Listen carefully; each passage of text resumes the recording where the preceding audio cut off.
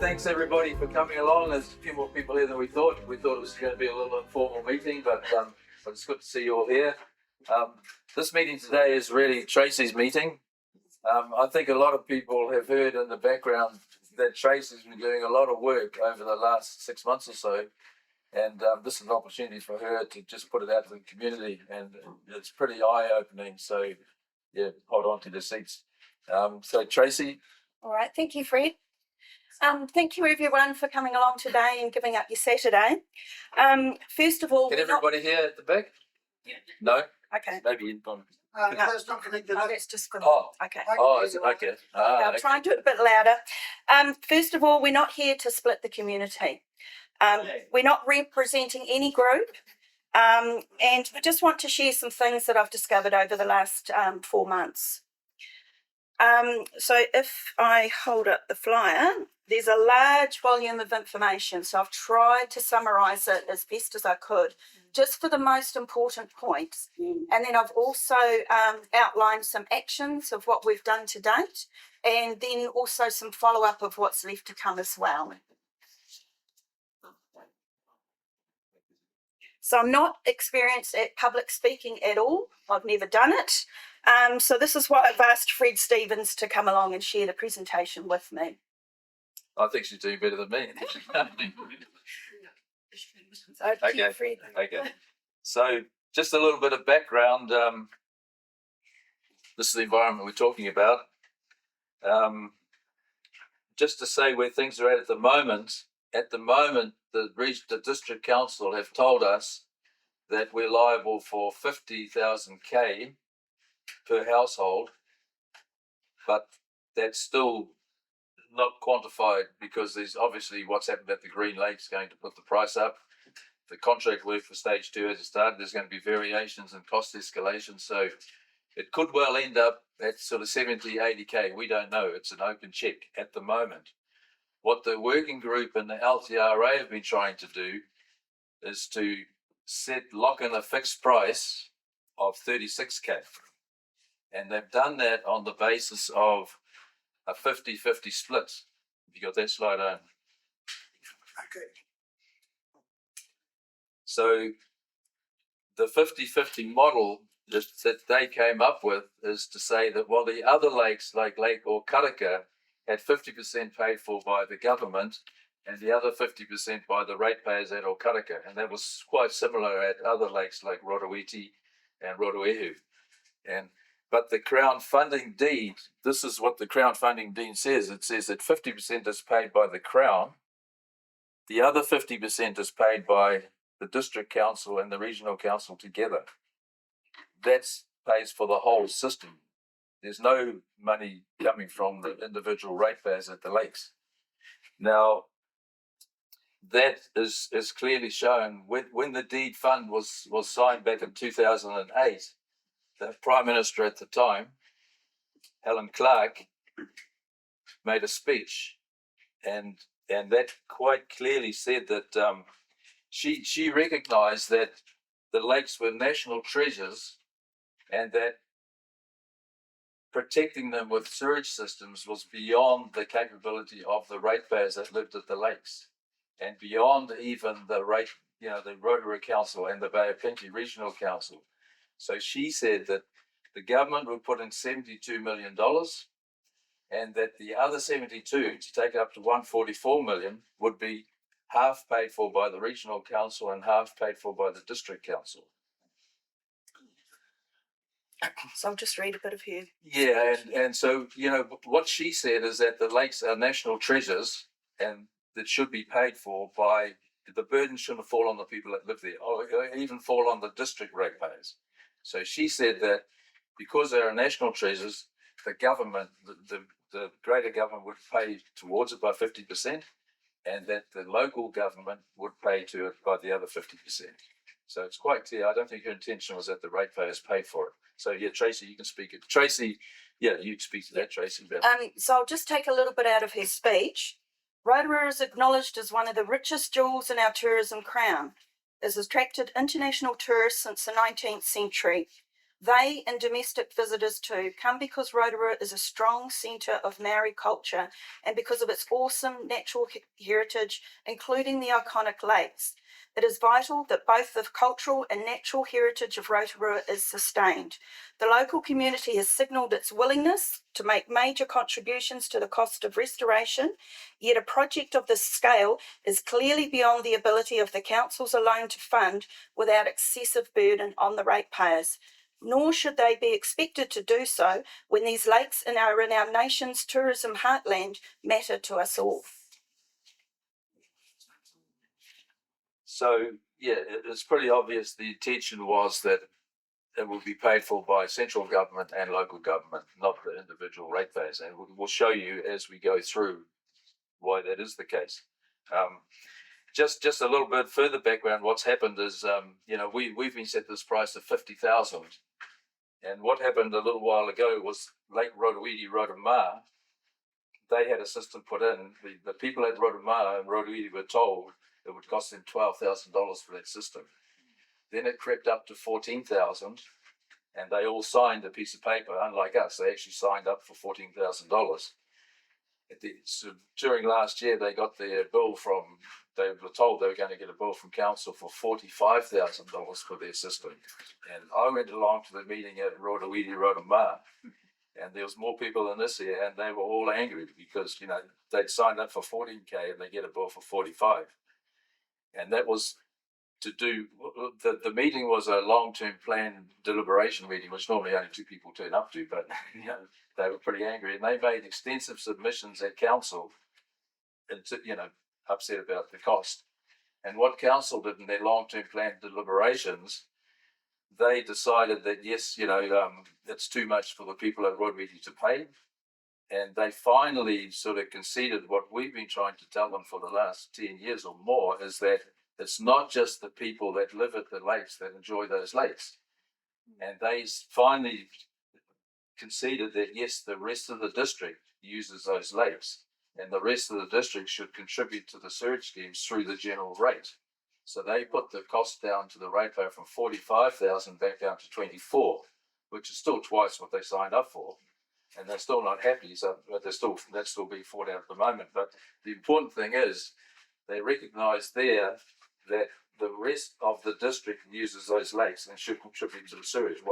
Basically what Helen Clark's saying. And the same would go for Tarawera, if not more so, because Tarawera, as Tracey, Tarawera has always been recognised as a jewel in the crown of the Rotorua Lakes. It's used in all the promotion for Rotorua, all the tourist advertising, and so there's an even stronger argument that Tarawera is the lake that is certainly out there, to promote Rotorua, and the rest of the district enjoys it, and the nation enjoys it. So what we're saying is that if it's good enough for that to be recognised at Rotoiti, and they've now been asked to pay 24,000 for a very similar scheme to ours, it makes sense that we should at least start to negotiate at the very most at 24,000 and not $36,000. And when that $36,000 figure came up was before what happened before the precedent was set at Rotoiti, Rotoma. So yeah, that's basically the background. And then we lead into Tracey's research, and like I say, the very most we should pay is 24,000. But Tracey sort of through her research has come up, and in fact we should pay a hell of a lot less than that, and probably nothing.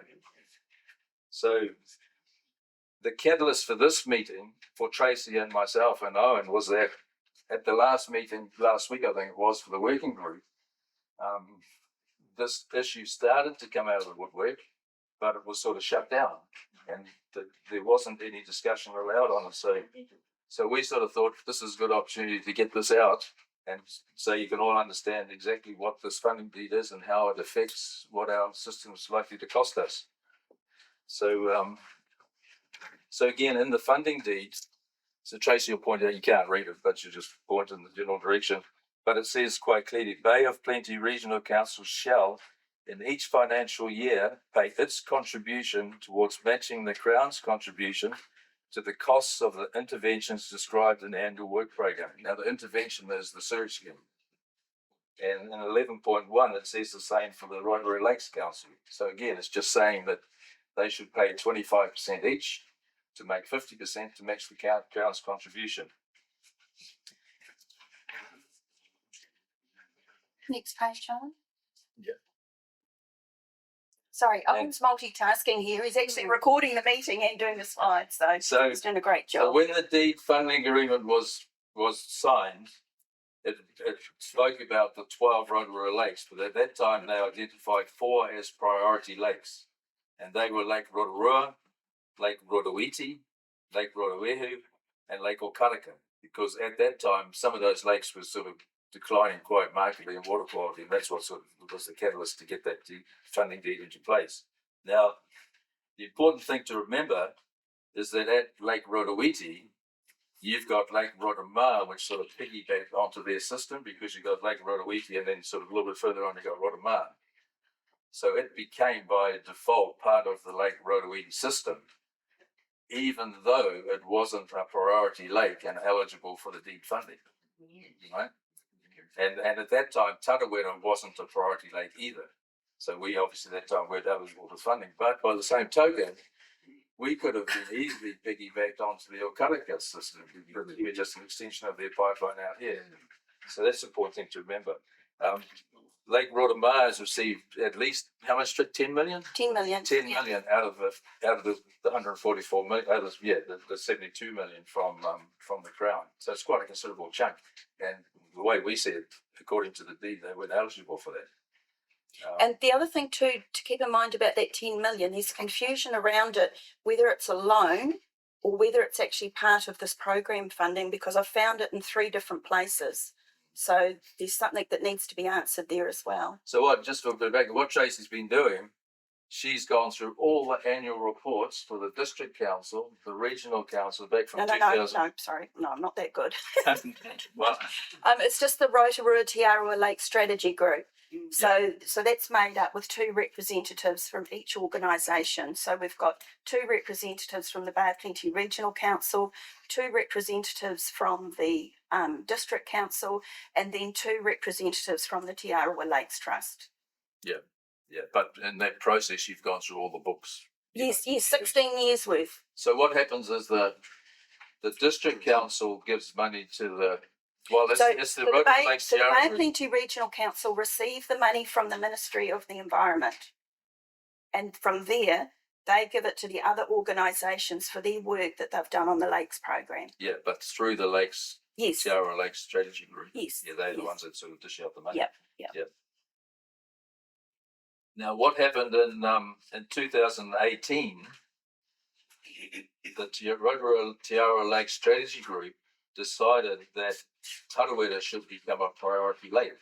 That's quite important. So all of a sudden now we've got priority status, which makes us eligible for the deed funding as the deed was originally set up. And just keep that in mind too, in terms of the Rotoiti situation, where Rotoma have already had $10 million, but they've never had they never had priority status, and they still don't have priority status. So now Tracey wrote to the minister recently and asked how much money is left in the kitty from the deed funding for what it was initially set up for.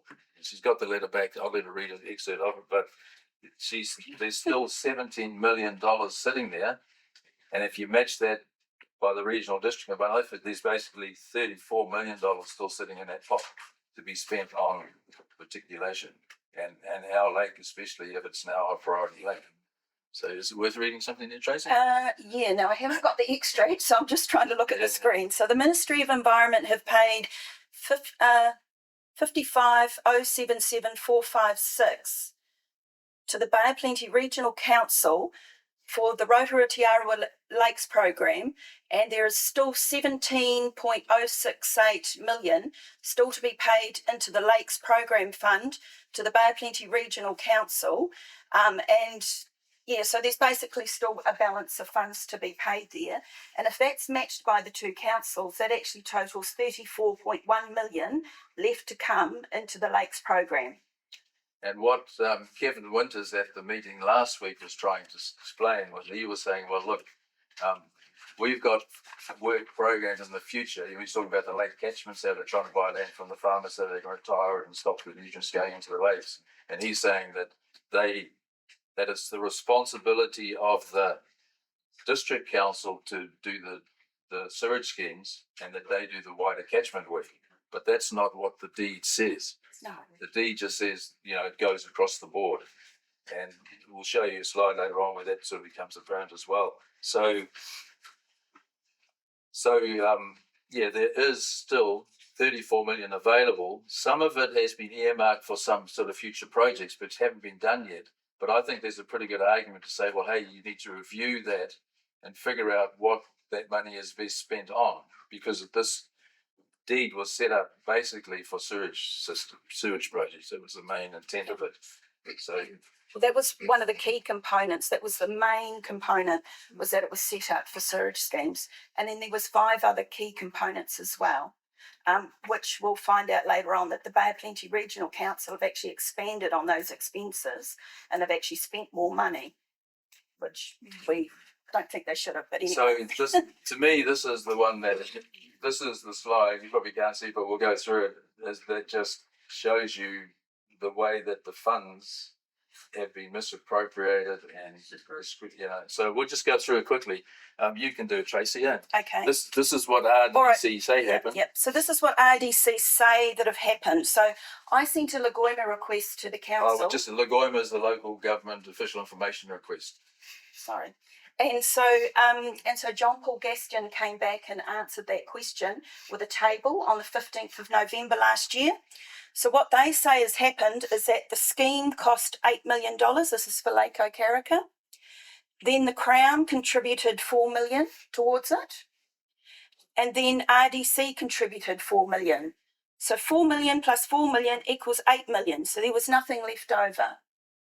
But once you go through the Rotorua Lake Strategy Group annual reports, what really happened is they said it cost 8.1 million, that the Crown had actually contributed 4.85 million. They'd actually overfunded their half. The council contributed 3.45. So that leaves a credit balance there of 0.2 million.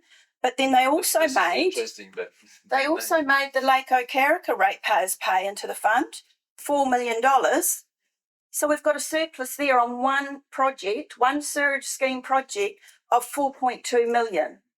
So what it looks like to me is what they've done is this is what they say happened, that the council, the government, the Crown paid 4 million, then the district council matched it by their 50% according to the funding deed, and that balanced the book up. Then the council probably thought, well, hey, these people at Okareka can pay for the scheme. They had to pay $12,000 each, and they came to 4 million.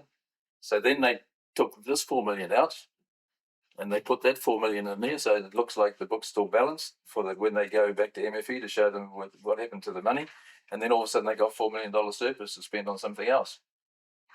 And that's what it looks like. I mean, we don't know for sure, but So we'll go a step. But I'm actually not an accountant and I'm not a lawyer.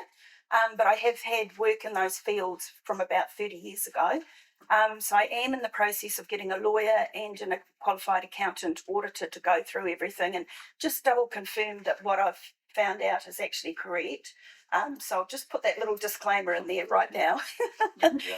Now, the other thing is too interesting to note, there's 3 different versions of how much the Lake Okareka scheme cost. So I found a memo from the infrastructure manager. It actually only cost 7.262. But everyone's saying it cost 8. It's 8.1. So this is where the figures get a little bit interesting because they just never add up. So what we're saying is that I think there's enough money in the kitty to pay for the whole of the Tarawera system, just like was paid for the whole of the Okareka system. But having said that, there are other ways that where there could be money available as well. And what Tracey's found out is that, just as she said here, there's a surplus of 4.2 million. If you look at all the other lake schemes, they also have surpluses because they probably also diddled money around the way they shouldn't have. So if you add all those up, you come up with you tell Yep, Tracy, yeah. So with the Lake Rotorua scheme, overall after the council had paid their contributions and after the ratepayers had paid their contributions, there was nearly $1 million. It was 0.85 million left over from that scheme. For Lake Okareka, we've just shown you that example. So that was 4.2 million. But this is a really interesting one. Lake Rotoiti, Rotoma, that one at the moment has 15.9 million in surplus. And by the time you add 4.46 from the Ministry of Health, it's even more of a surplus, but we'll just stick to the deed funding for this exercise. And so the overall surplus from those three lake schemes is 20.95 million, which is $21 million. Which again would pay for our scheme. And that's only one surplus that we've found. There's others.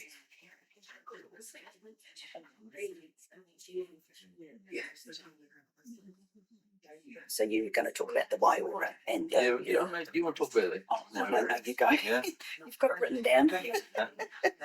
Well, the other place where the money could come from as well is what's called the Waiora interventions, which Kevin Winters alluded to at the last meeting, which is whereby the Rotorua Lake Strategy Group come up with places where the money that's still in the kitty can be spent. And what the strategy group have done, they have asked for a variation for the funding deed, and is presently before the Ministry for the Environment, seeking another $10 million to go towards Rotoiti, Rotoma. But that scheme's already in surplus anyway. So why go back to the government and ask for more money when you've got surplus sitting there? And they're asking for more money, which part of will go towards Lake Rotoma, which is not a priority lake, which isn't entitled to money from that scheme. So the strategy group and the councils are sort of trying to vary the original deed to sort of, it looks to me like, to cover the tracks of what's actually been happening. And actually, it's just, sorry, I'll just interrupt there. It's interesting because I've read the variation of the deed. There's been 3 variations to the funding deed since it was signed on the 12th of August 2008. There was one in 2013, one in 2015, and one in 2024. So I've read the latest variation, and what they're trying to do, they've taken out the words match the Crown funding. So what they want to do is the councils want to pay whatever they feel like and deviate away from the original arrangement, which we showed you on that other pie graph, where 50% comes from the government and 25% comes from the 2 councils. And the danger is that document is sitting on the minister's desk waiting to be signed. And so I've urgently been trying to contact the office, which they've been good. They have been replying, and I've said, please do not sign that agreement. There's actually an inquiry that's underway, and we'll get to that in a minute. But yeah, I've been urgently trying to get hold of them to not sign that document because the terms are varied from what the original intent of the funding deed was.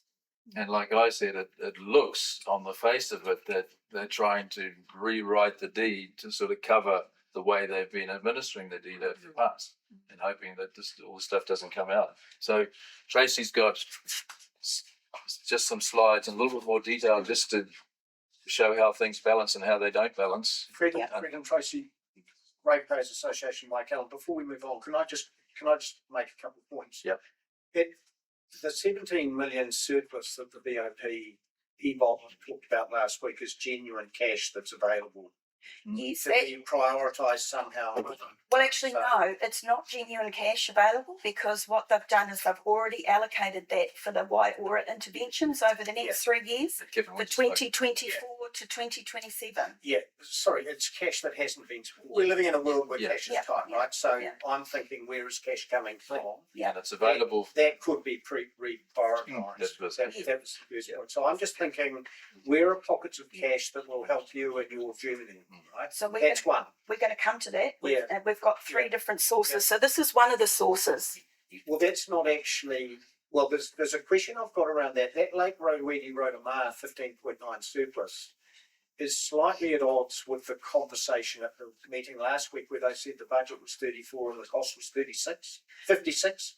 Okay, so the whole budget for that scheme is actually 67 million. Okay. But, and you're getting ahead of our presentation, but we'll come to that, but I'll answer the question.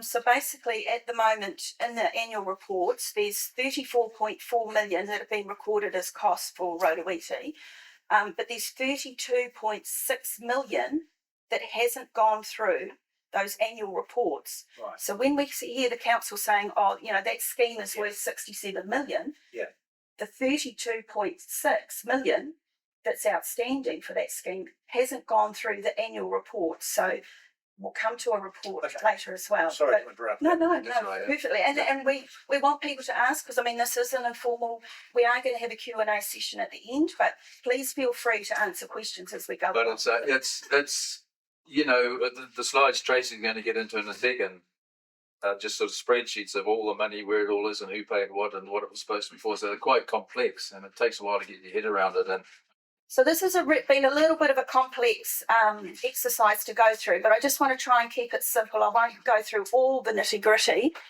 but John Paul Gaston sent me this Lagoima request on the 15th of November last year. So he said what the three schemes were, the time frame that those schemes were, how long it took to finish them, what the gross costs were, what the government contributed to it, and then what the ratepayers contributed to it. So you'll see that Lake Rotorua went till 2012, it cost 23 million.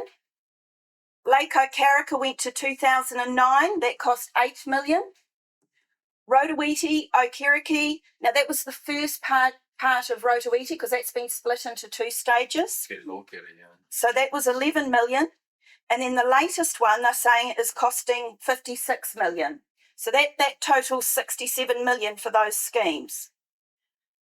So what they haven't done is they haven't shown us what the two councils have contributed to the schemes, because all they're interested in, 50% from the government, 50% from the ratepayers. That's what they're telling the public. So what I've done is I've gone and created from the annual reports what the spreadsheet should look like, and that's adding in the council's contributions as well as the ratepayers. So you'll see that 29.9 million is what the Rotorua Lakes Council has paid towards the sewerage schemes. And the Bay of Plenty Regional Council, and this is only up until the 30th of June, is 2.9 million. Now, we remember that graph at the beginning, 50 from the government, 25 from each council, 25%. Just while you go on there, Tracey, if you remember what I said about Lake Okareka, the Crown paid 50%, but Rotorua Lakes Council paid the other 50%. It wasn't 25 by EBOP and 25 by the council, but it doesn't matter too much because it just means the money's coming from the ratepayers. And that's sort of an arrangement probably that Kevin Winters alluded to, that the district council would pay for the sewage schemes and the regional council would do the catchment stuff. So, you know, it doesn't matter if they jiggle things around the house as long as the 50% gets there.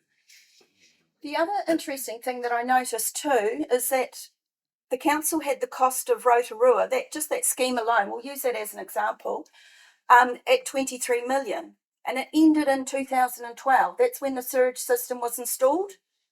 But in the annual reports, they've been taking out money since, sorry, I can't quite read that, but I think it's 2021.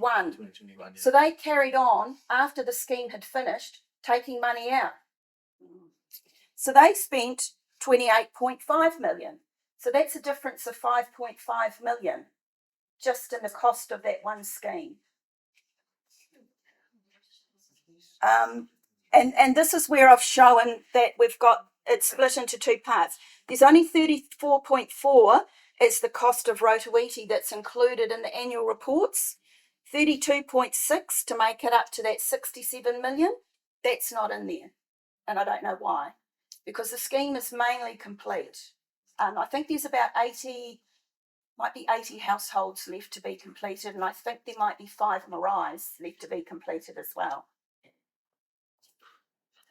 So we'll forget about this because this is where I started doing my positives, negatives, and all the rest of it. And it's basically, I mean, if we go back up here, even if you take the gross costs here and do the deed funds received and what the late ratepayers are paid and what the councils have paid, we've still got a $43 million surplus. Well, it's actually 44 because it's 43.95. Over all the schemes, yeah. Yes, that's at that point. And I'll tell you what, there are all these variances right throughout the whole scheme. So, right. So we'll go to the next table. Going back one, is it? No, going up one. Yep. Is it one? No, No, next other way one. around. Profit loss. Yep, this one. Yep, that's it. Right. All right. So what I've done is I've drafted up a profit and loss from the 16 years of the annual reports from the Rotorua Tarawera Lake Strategy Group. So on the left-hand side, I've put all the income. So I've gone through and worked out what all the contributions of what they said they've contributed to the schemes, the balances that are left to be paid, which is that 17.1. Now, what I've done here is I've worked it out as 72.1 for the government and 36.05 million for each of the councils. So I've just worked out a balance there. I've put in what the ratepayers, if we end up paying, which I'm hoping we don't, but if we had to pay 29 million towards the scheme, Lake Okareka, Lake Rotorua, Lake Rotoiti, all the ratepayers would have contributed $70 million. Okay?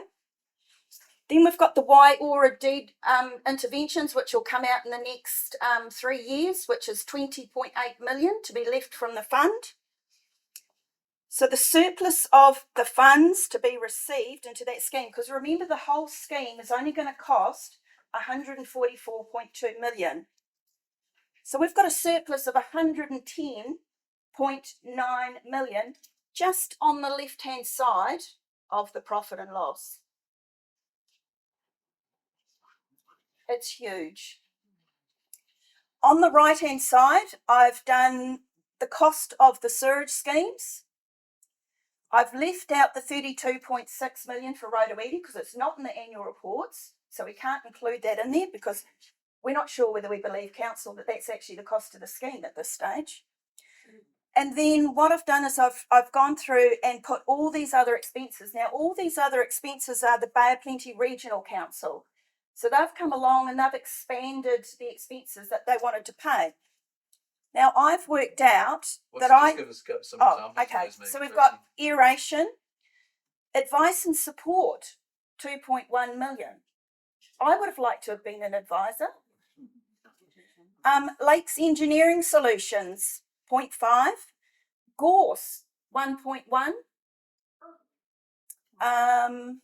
Phosphorus, 11.1 million. The Tikiteri Diversions, 2.3 million. Tikiteri Geothermal, 0.9 million. Treatment and Disposal, 0.4 million. Weed Harvesting, 1.6 million. Wetland, 2.1. But this is the ones that I am going to argue that I don't think these should have come out of the Lakes program because they were never part of the original expenses that were announced by Helen Clark in her speech. She didn't say, go and start paying the farmers money out of this scheme.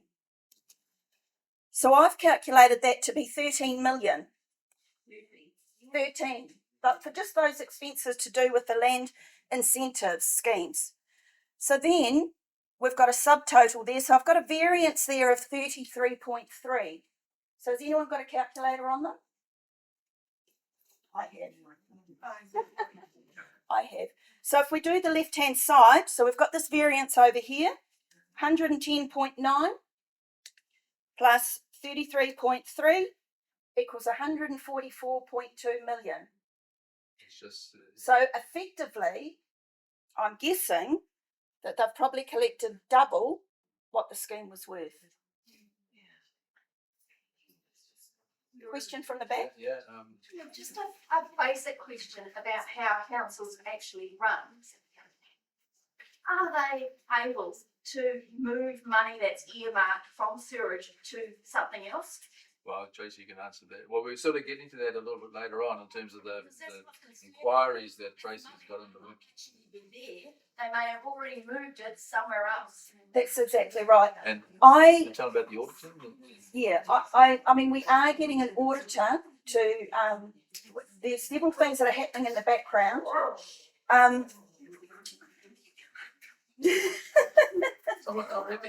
But the other thing, Tracy, tell me about. I have my suspicions, and this is just a conspiracy theory.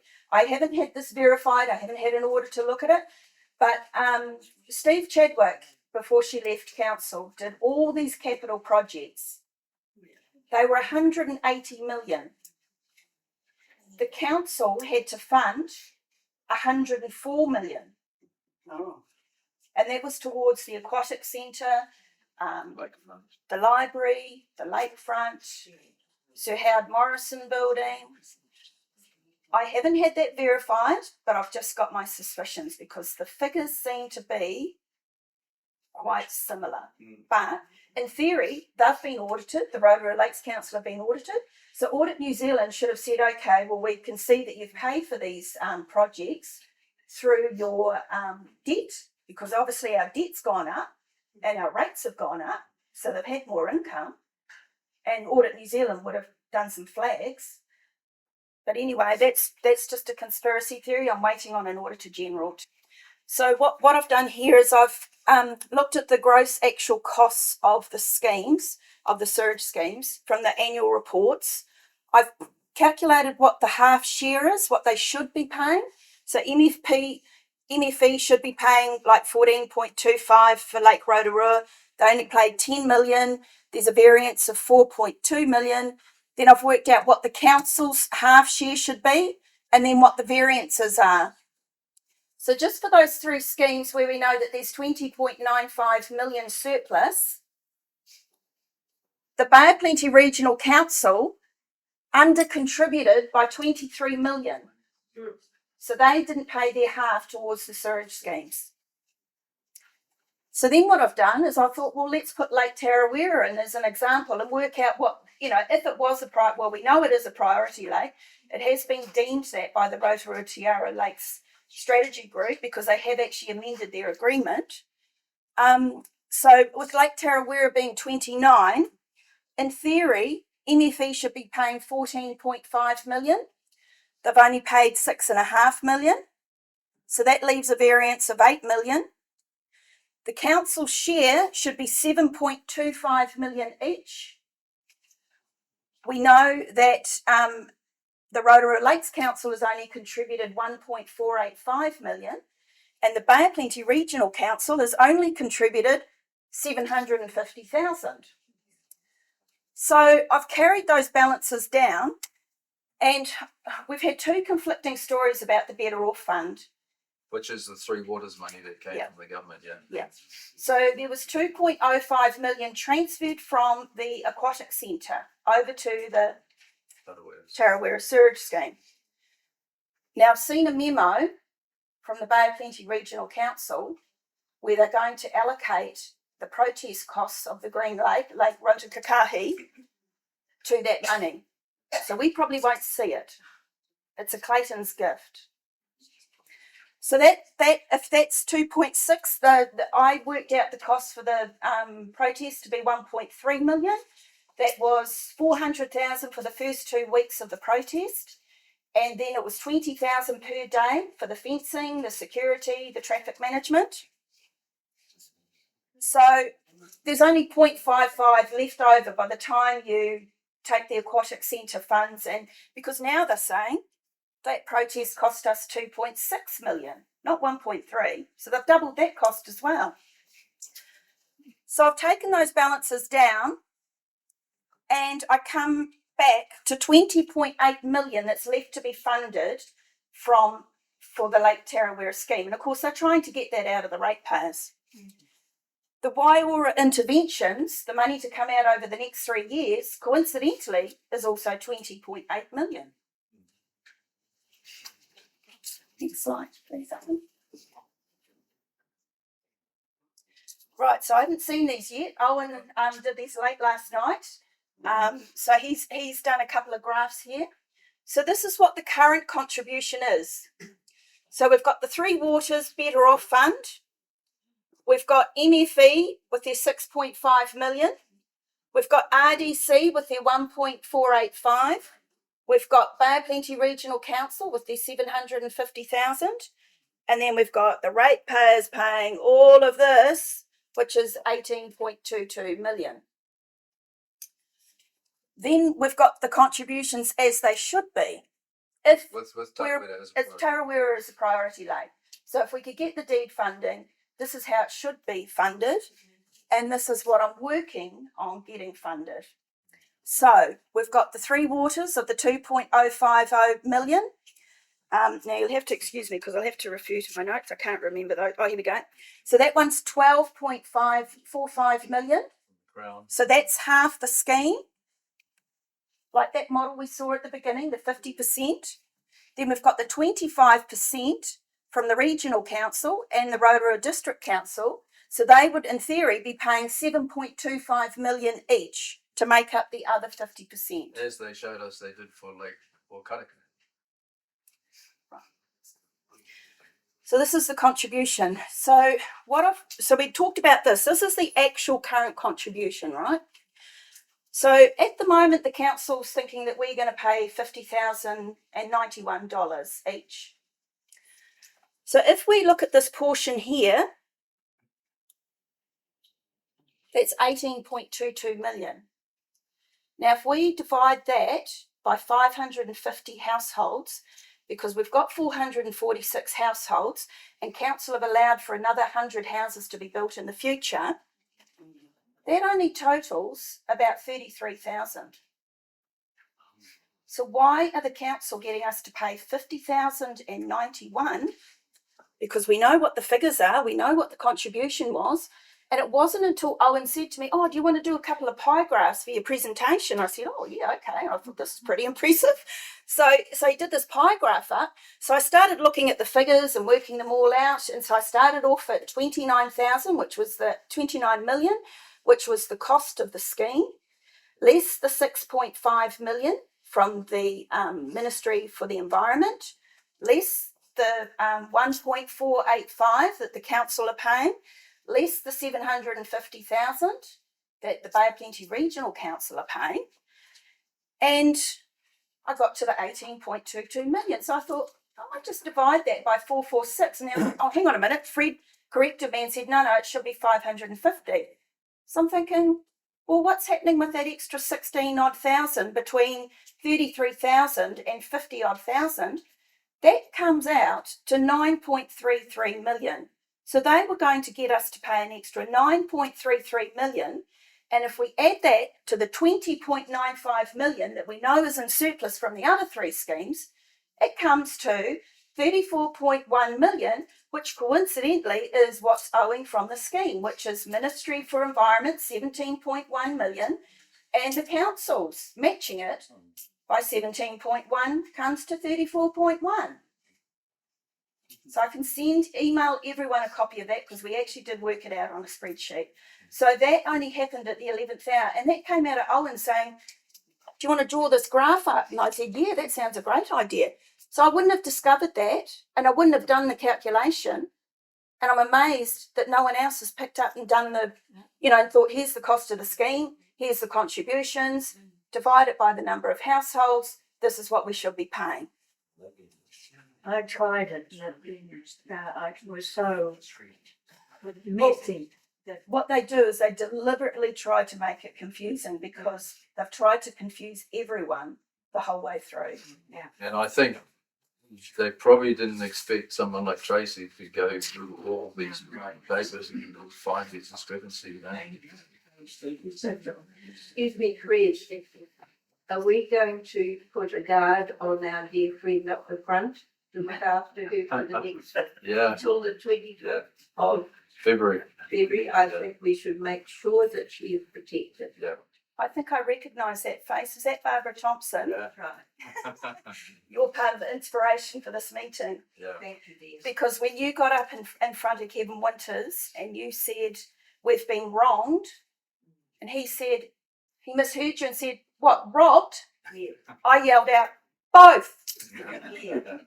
Very good. So thank you very much for getting up, Barbara, because you put a rocket under me. Yeah, thank you. I don't think you need any more rockets.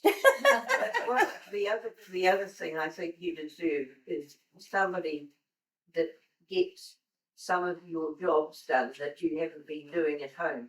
Oh, thank you. You're so right. I've actually taken the last 4 months. My partner's not very happy because I've actually sacrificed our business, and also I haven't done a lot of jobs that I'm supposed to be doing because I just had to keep on this till the very We'll end. look after you. Yeah. Make sure we will look after you. Thank you, darling. Yeah. She wakes me all hours of the night because I get up in the morning and there's emails coming through. Yeah. Right. So I have actually made a complaint to the Serious Fraud Office. So I did this on the 17th of December last year. I just spoke to them yesterday because I have been giving them, I've worked all through summer. I've given them copies of absolutely everything. They haven't said go away, stop sending us emails, which I was expecting because that's what the Ombudsman's been doing. And so I just had a phone call from them yesterday because I sent some correspondence and I said, look, I've got 2 letters here from the Chief Executive of both councils, and they've recommended that we go to the Office of the Auditor General. I hadn't told the councils, although they'll know now, that I've done this complaint to the Serious Fraud Office. So they have said, they rang me late last night and they said, look, there's 2, if you go to the Auditor General, they'll basically just do a report. They'll look through everything and just do a report.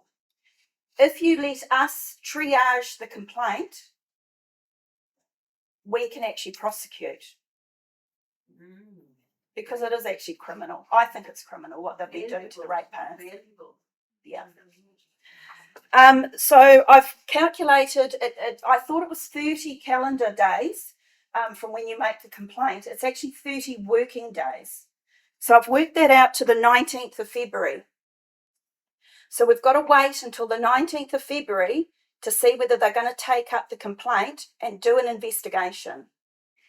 So it's not too long to wait. It's only about 12 time, isn't it? Sorry? It's still in time. Yes. And this is the other reason why we've called the meeting, is because we've got the annual plan coming up on the 25th of February, I think it is, where we have to put a submission in. And I just thought everyone needs to know this information before we put a submission in. And I think we should, sorry, Mike? Sorry, Yes. I was just going to ask, are you going to run the Auditor General in parallel?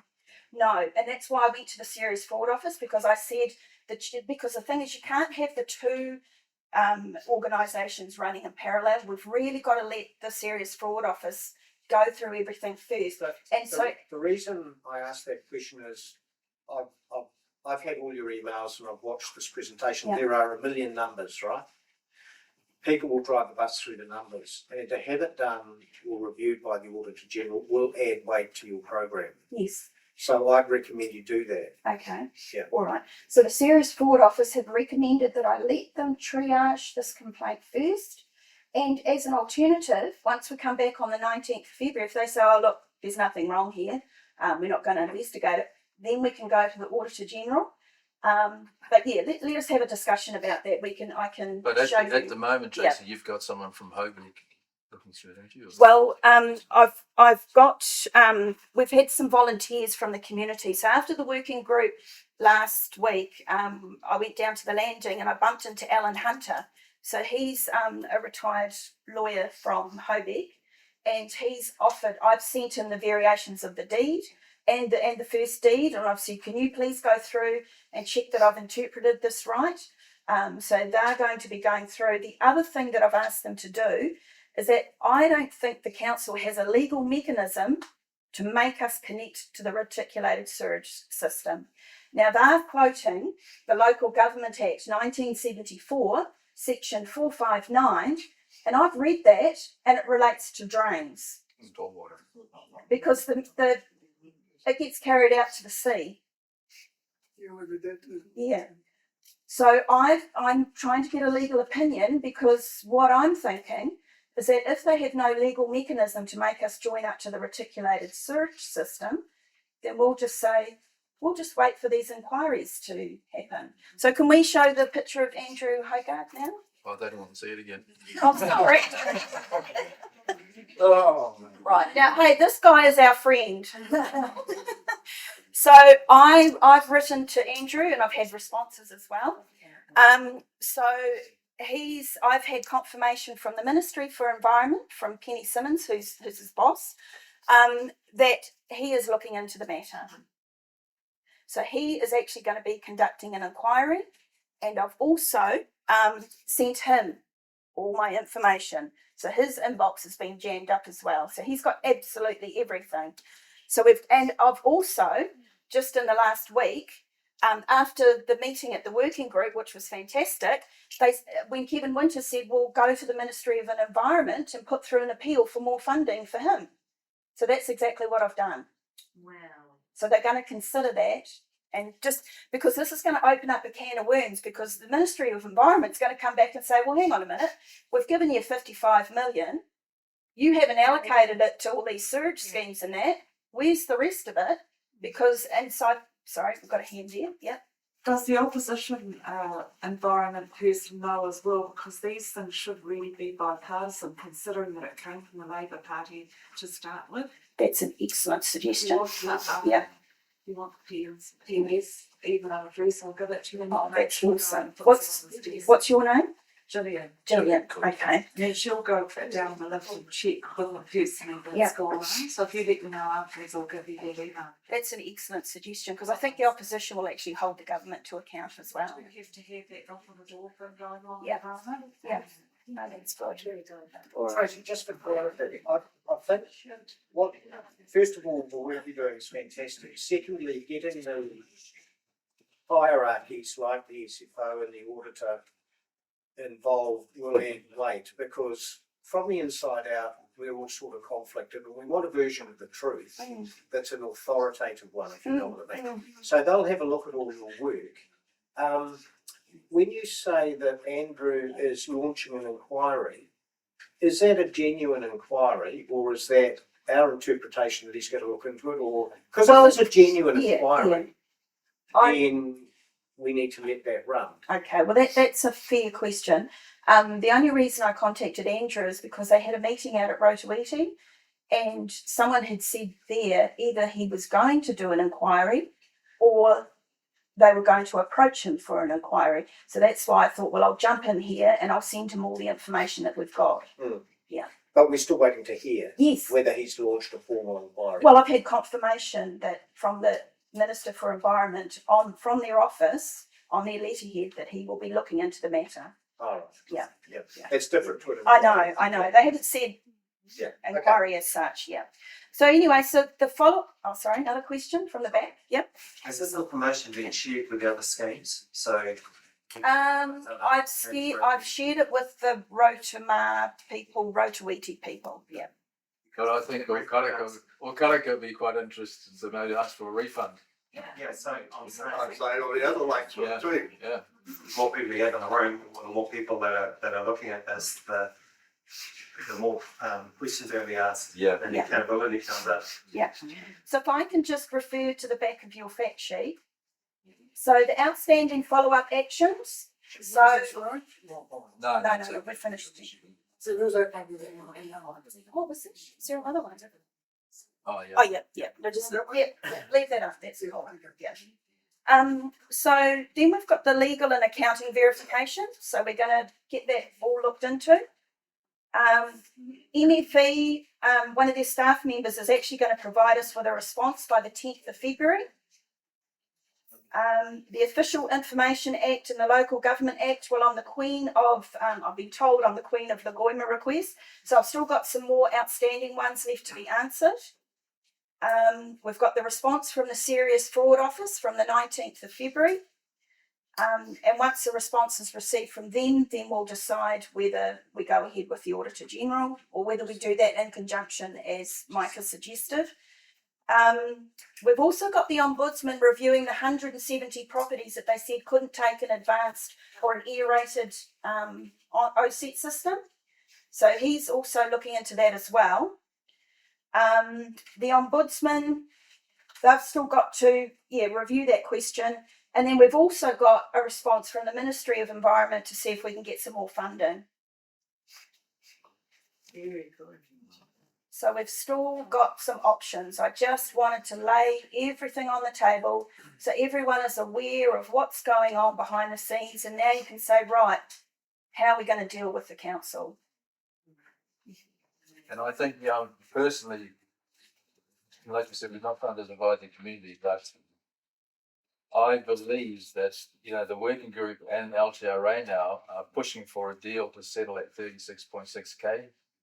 And the danger that I see is that council being aware of all this stuff, they might quickly decide, yep, we'll sign that up. So hoping that all this will go away. And if that happens, we'll be thrown under the bus because, we could probably go for nothing. But I'll send everyone that email of that calculation where I've worked it out, that we just didn't have the slide to show you. But that's okay because I can email that to you and it's quite simple to follow. And you'll see that we shouldn't be paying anywhere near 50 million. They've just plucked a figure out of the air. And sorry, Barbara, I'll come to you. If we did pay that, that's 9.3 million that they were trying to pay, they were trying to get us to pay extra for the scheme. Yeah.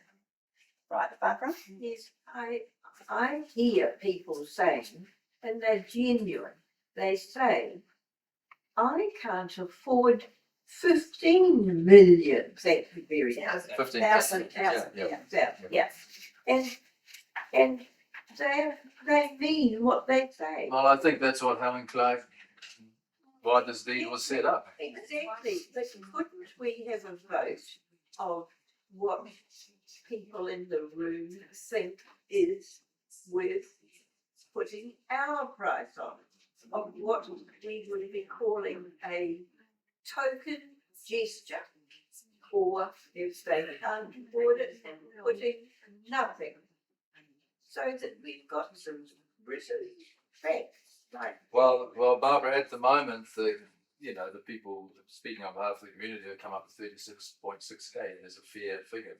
that's the people on behalf of the community, but the community is saying they can't afford it, and they wouldn't have had to afford it if they were moving into a house, the trailer. But I think where we're at the moment, we're probably best not to put a figure on yet. Absolutely. Because it could end up at zero, so we don't want to say we'll pay 5,000 if we end up paying Well, zero. So Well, can't you organise for everyone to say no, we can't afford it?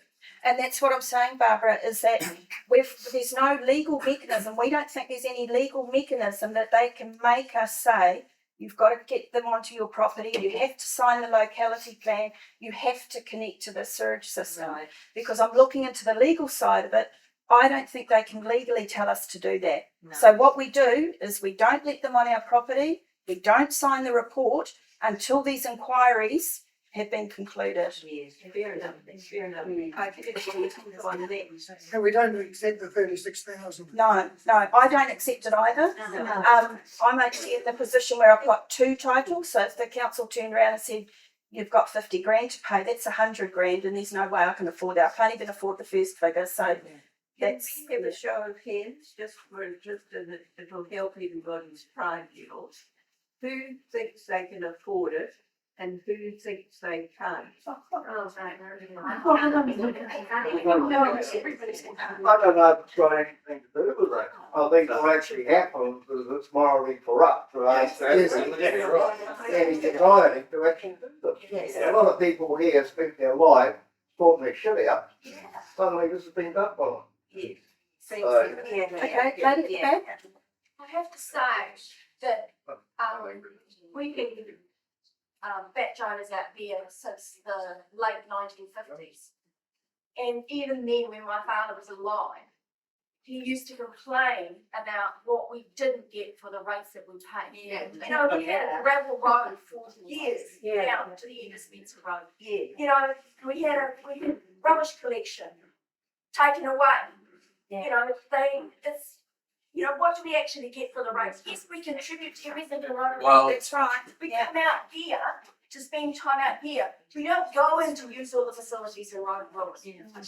We've contributed right across the Rotorua District for all of these things that are going on but they're not actually of direct benefit to us. No. So it's about time that we, after all these years, actually got value or some value for all the rates that we pay. Well, Yeah. what where we're at the moment is that council want us to pay for our scheme. We're also now paying for the Rotoiti road bus schemes with the general rate. You know,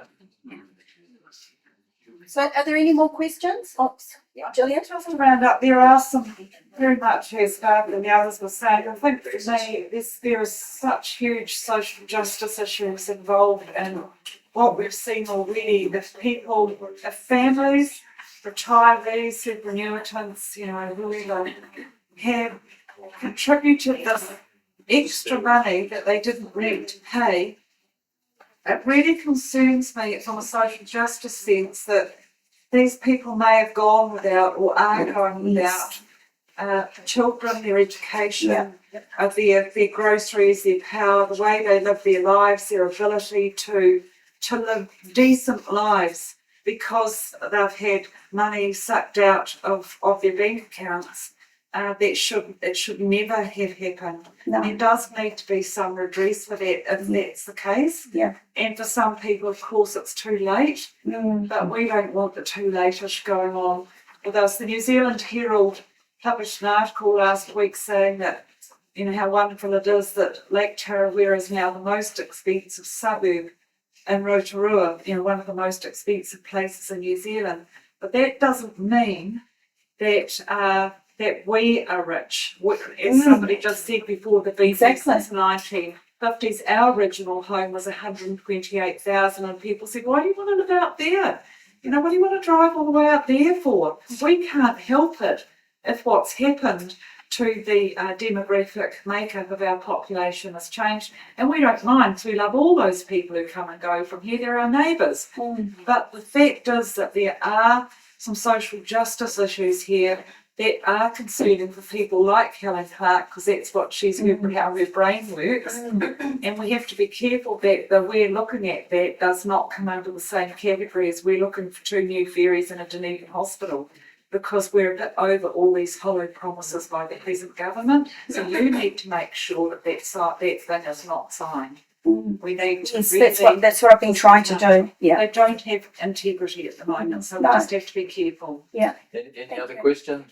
I'd just like to reinforce the comment that someone had made recently, or someone has just made about recompense for the ratepayers of the other lakes who have been penalised. And so to get them, Make them aware. Yes. and it's a numbers game as well. More people. Yeah, well, obviously Tracey's been doing a lot of work, and this is the first opportunity to put it. The next step maybe to do that. The Lake Rotoiti, they have actually done a complaint to the Ombudsman as well. They got a little bit stuck before Christmas because they were told to go back to the chief executive, get a response from them first, and then go back to the Ombudsman. So I've been in touch with them. I said, hey, go down that track, because that's exactly what happened to me. I sent it to the chief executive for a response. Stavros Michael replied, and then of course I went and put that reply back onto the Ombudsman. But the Ombudsman's been really slow. I mean, that's coming up just about a year since I did that complaint. That was on the 9th of March last year. And they were going to appoint an investigator in October, and then they come back just before Christmas. We haven't appointed an investigator yet. So that's why I was like, great, let's go to the Serious Fraud Office. Because Yeah, Tracey, I think you deserve a nice one. Oh.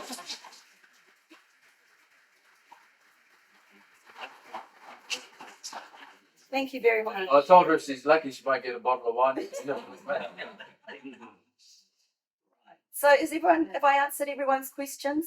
And I mean, hey, just feel free, if you know anyone here, just, I've got the email list, so I can follow up. I can give you a copy of my 15-page inquiry summary, and then a couple of these missing reports as well, so that it just sort of solidifies what we've been talking about today. But I do want to do a special thanks. So first of all, I want to thank Fred for assisting me in doing this presentation.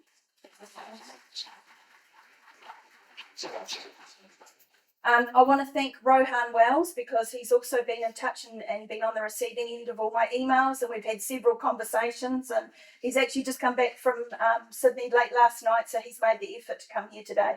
So I'd like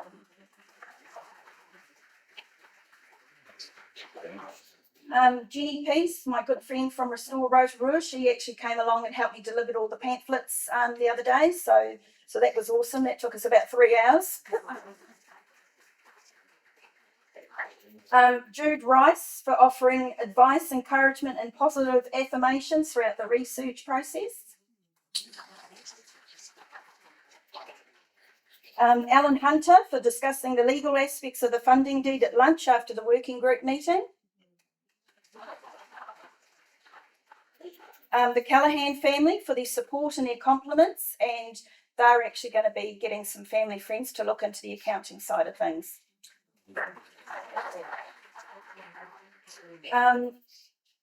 Owen and Margaret Dorr for doing the PowerPoint presentation, the graphics for the flyer, the pie graphs, the register, the pamphlet design, the helping of the setting up the hall.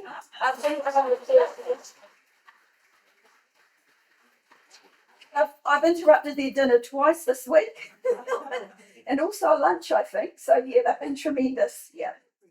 And then also Robert Lee for taking all my phone calls and letting me jam his inbox with all the emails, even when he was on holiday in the South Island. And finally, the councillors Don Patterson and Conan O'Brien for attending this meeting and listening, and also to all of you guys, thanks for coming along and listening to what we had to say.